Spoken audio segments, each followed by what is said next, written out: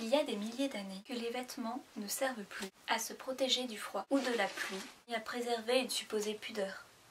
Il semble difficile d'envisager que même les plus primitifs aient pu avoir uniquement un rôle thermique. Sans doute une fonction symbolique leur a-t-elle toujours été associée. On remarquera au passage que dans aucune des sociétés que les anthropologues donnent à connaître, le vêtement ne se réduit qu'à une simple utilité pratique. Il est toujours codé, pris dans les jeux du pouvoir, de la norme, des rôles sociaux. Nous avons multiplié de manière indéfinie les apparences et leur signification.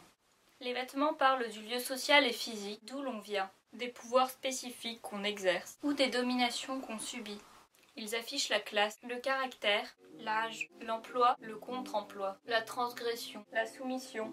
Ils peuvent dire « Je suis un jeune des banlieues qui cherche à sortir de l'humiliation en arborant les mêmes arts que les jeunes bourgeois de mon âge, mais je choisis des teintes différentes et je les marie d'une façon qui leur semble déplacée sans que je m'en rende compte. » Ou bien « Je suis une bourgeoise des beaux quartiers, mes enfants sont grands, mon mari m'ennuie, mon amant aussi. » Mais vous pouvez tenter votre chance si vous savez le code et la façon de faire signe au maître d'hôtel.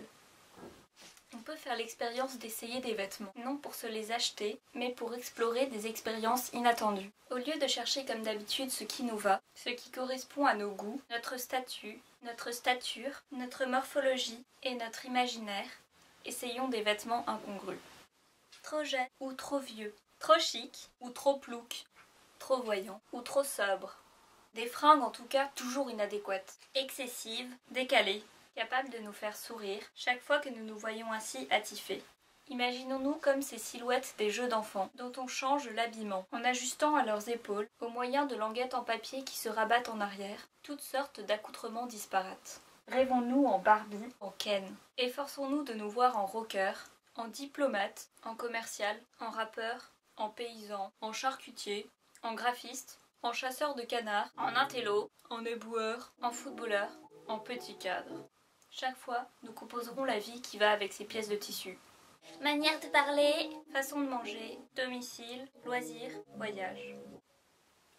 Reposons ensuite le tout sur un cintre. Remercions le personnel.